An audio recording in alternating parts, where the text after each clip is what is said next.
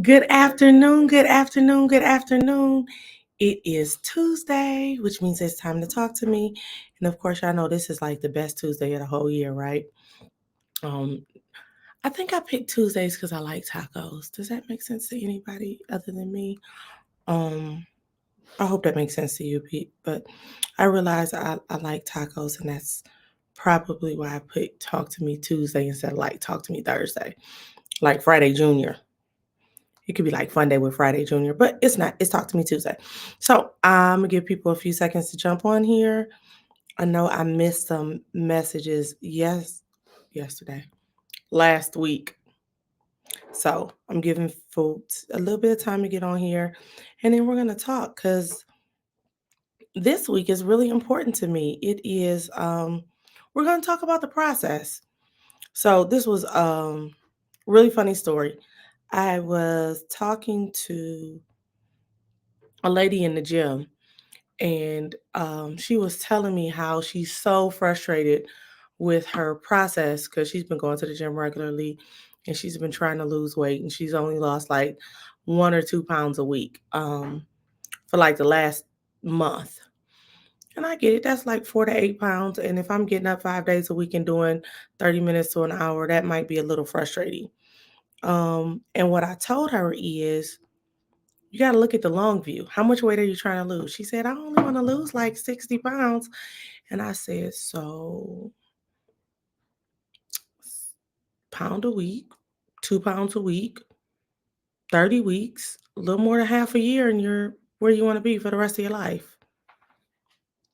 When you do it? She's like, I mean, when you look at it that way, it don't sound like that much. And I'm like, well, that's the way to look at it. Because I think a lot of times when we're doing credit repair, when we're doing weight loss, when we're saving money, when we're, building a relationship, whatever we're doing, when we're doing these things, we forget to look at things from the 30,000 foot view. We're looking at it every day. And yesterday, I looked the exact same as I do today. And so we get frustrated. But the truth is, you're making progress, you're getting closer. And it's not easy, because if it was easy and if it was quick, everybody would do it and it wouldn't be an issue. If I could, and Maurice hates when I say this, but it's the truth. If I could mess up my credit and it would be fixed in 2 months, why would I ever pay bills on time? I could just dispute it and get it off. Why? Why wouldn't I run up some debt and not pay the people? Well, I'll be honest with you. Part of my character is I want my name to be good. And because I want my name to be good, I pay my bills. I'm not getting no late fee, and I'm not giving away free money. So because I'm not giving away free money, I'm not going to pay you late because I don't want a late fee. And because I want my name to be good and me to get what I want when I want it without a problem, I'm going to pay you on time. I'm going to pay you early. I'm going to pay you off because my name is the most important thing that I have. I value my name more than anything else. A good name. Anyway, y'all know what that is. Um, but the point is, it's a slow, continuous process. Good credit does not come overnight. It is a series of habits. It says your credibility. Are you trustworthy? When things are good, I can get it. But when things are bad, will you still do what you said you'll do? If you'll still do what you said you'll do, then now you're credible. Now your credit shows that. I didn't get good credit. It took me 18 months to get my score above 750 from bankruptcy. Now, looking back, that ain't that long. In the process, it seemed like it was like 17 lifetimes. I promise y'all. I had like 16 kids in the middle of that. I had like raised a farm, a family. I saw a kid graduate. None of this is true. It really wasn't that long. But when I was fighting through it, it seemed like it's forever. And I remember when my TransUnion was clear and I was like, okay, we finna be done. It took another 8, 10 months for my Experian to finish. And I remember the day it finished. I sent a picture to Reese and I was like, all done. He wrote me back. He was like, so what's your score? I don't know, Reese, but can you be happy that there's nothing negative there? And he was like, yeah, yeah, yeah. But what's next? And so this is the thing with the process. One, credit repair is not fast. Two, it's not easy. Three, it requires your work. And four, what's next? So once you don't have anything bad on your credit, what now? Now we build. Now we get our score up. Now we work on generational wealth. Now we start the business that we've always wanted. Now we save the money we want for the investing. Now we grow generational wealth. Now we do this. So it's not just a matter of, hey, I want to fix this so I can go buy a TV or so I can go get a car or so I can do this. Yes, I want you to get a car because reliable transportation is important. I want you to have a house because one of the fastest ways that we build assets is through home ownership. So yes, I encourage those things. But what after you buy the house? Oh, okay, now we're gonna pay the house off faster. Then what? Then we're gonna buy another house. I'm with it. Then we're gonna buy a block, buy a small slitty. I don't care what you buy. Build wealth. I do care what you buy because I don't want you to get good credit so you can give it all to Gucci, Fendi, and Prada. Although I like Gucci, Fendi, and Prada, I do, I do. And being that today is my birthday, if you want to gift me some Gucci, Fendi, or Prada, I will gladly accept it. However, that's not what I want your focus to be. I want your focus to be knowing that this is not a fast process, knowing that this requires your involvement and your commitment and your dedication. And if you are a Credit One USA customer, it means giving me these results that you get in the mail. It means answering the phone. It means responding to text messages because this is an active thing that we do together. We help you to improve your credit worthiness. We don't do it without you. It is not a daycare. You can't drop your credit off and pick it up when it's ready. It is a let's do it together thing. Now, with that being said, if you have questions, comments, or concerns, please about credit, any specific topic, you can post them now. I am gonna say, hey, Michael. Yes, it is my special day. It is. It is. For y'all who don't know, today is like my birthday. Not like today is my birthday. And I missed some comments last week, so I'm about to get to them. Today is like my birthday. Not like today. Oh, let me mute this. I be trying to find the comments. Okay, last week. Nope, it wasn't there. Listen, because what happens sometimes is people's comments, I found out that their stuff doesn't always come through. So bear with me a second because I want to answer the questions from last week. So you mean communication? Yes, I want you to communicate with me. I want you to give me everything that you get regarding your credit because that's going to help me to see what offers are good for you. It's going to help me to see the answers to the things that you get from the creditors because how they respond is important to the credit repair process. I need to know what your the furnishers, that's the people who put the information on your report. I need to know what they're saying. So we ask them questions and then they send responses to you, and I need you to send those back. So why do people think that buying others' credit lines is illegal? Oh, that's a really good question. So what you're talking about is there's a difference between being a primary and an authorized user. So really simply, if I add you to my existing credit card, you are now an authorized user. Depending on the credit card company that I add you to, you will get either some or all of the history that I have on my credit report. So, for example, if I add you to my American Express, you're going to get the history from the day I add you going forward. However, if I add you to my Discover, you're going to get the entire history of the account from when I opened it to whenever it's closed. So as long as you're an active authorized user, you'll continue to build history based on what I do with that account.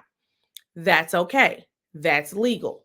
However, some people sell these things called primary accounts. So what I then do is I lie and I say it's Michael's account. Not Michael had access to the account, authorized user, but the account belonged to Michael. And so I get somebody to report history on the account going backward as if you had an account with them. I've seen it a lot of times with like furniture companies and stuff like that. Well, here's the thing, lying is illegal, it's actually called fraud. And when you participate or commit fraud, you can go to jail. And see, for me, I like bracelets, but not that kind. Um, I don't really like guys with windbreakers, any of that kind of stuff. So that kind of stuff scares me. So I don't do that, and we don't sell that. But there are people who do and sell that, and they kind of risk jail, and I'm not one of those people. So I hope that explains to you the difference between being primary and being authorized user. So if you open up an account, you're the primary. If you get added to somebody else's account, you're an authorized user. But if I say that you have been the primary going backwards, now I'm not being honest and therefore um, being fraudulent. Now, here's the crazy part. What people don't know is if you commit fraud like that and you get caught, your lenders can call the loan due. So let's just say you lied about it and you went committed fraud to get a mortgage. They could say, "Give me the whole price of the mortgage." So the house is 350, give me 350 because you've lied. Or get out. Just that simple. Because that's kind of what people do when you lie. They don't really want to keep having a relationship with you because you got the relationship under false pretenses. So that's how that works. Now, I got this pulled up and I don't see any other um stop. Hold up. And I don't see any other. I know y'all getting their echo, but for some reason, when I do something under one, thank y'all for the happy birthdays. It didn't even populate over here. So thank you, Ashley, for happy birthday. Thank you, Jeremiah. So selling trade lines. Yes, that's what it's called. It's called selling trade lines. Um, and that's the whole thing with trade lines. So when you look at a credit report, those things, those items on your credit report, each account, they're also called trade lines. That's the one of the technical jargon terms for it. So when you purchase a trade line as a primary, you're assisting in fraud. They're selling you something fraudulent, you're purchasing something fraudulent. So both of y'all are at risk. Um, had a friend back home who did this years ago, and he went to jail for, I want to say, like 10 years. I ain't doing 10 days, let alone 10 years. 10 hours seem like a lot. 10 minutes is finna get me put out. I'm out. So yeah, that's not something I do. Or I don't encourage it either because again, I don't like being in jail, so I don't encourage stuff that's illegal. Um, I tell people about that on life insurance. If you lie on your app and you can prove it, they will not pay it out. See? That's what happens. When you lie, you are putting not just that at risk, but you're putting everything else at risk. And if you're doing it because you want something, why put that at risk? We don't put at risk the thing that we're working for. So don't put your house at risk, don't put your cars at risk, don't put your kids at risk, don't put your futures at risk. Don't do that, especially or your freedom. I mean, above anything else, guys, I'm not going to jail. Like there's a couple of things I don't want to do. I don't want to get sick and be in a hospital, and I don't want to go to jail. That's like one and two for me. I don't want to be sick. That's really, really important because my health is important. And then right up under that, I don't want to go to jail. Just don't want to do it. It's just not the place I want to be. It's not a free place. So yeah. Somebody said, I've seen certain companies, people that do credit repair and attempt to make everything disappear from your report. So here's the thing, challenging inaccurate, incomplete information is in accordance with the law. Companies that tell you to do things that are not legal or that you feel kind of about, don't do it. I've heard people say things like, go get a police report. Um, don't say I was a victim of identity theft if you weren't a victim of identity theft. If you don't know, you don't know. So say, I don't know where that account came from.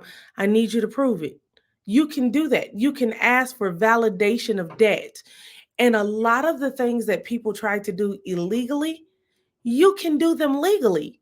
You can say, hey, I don't remember this. Can you send me all the proof? Hey, this account is missing the payment history. I don't think this balance is right.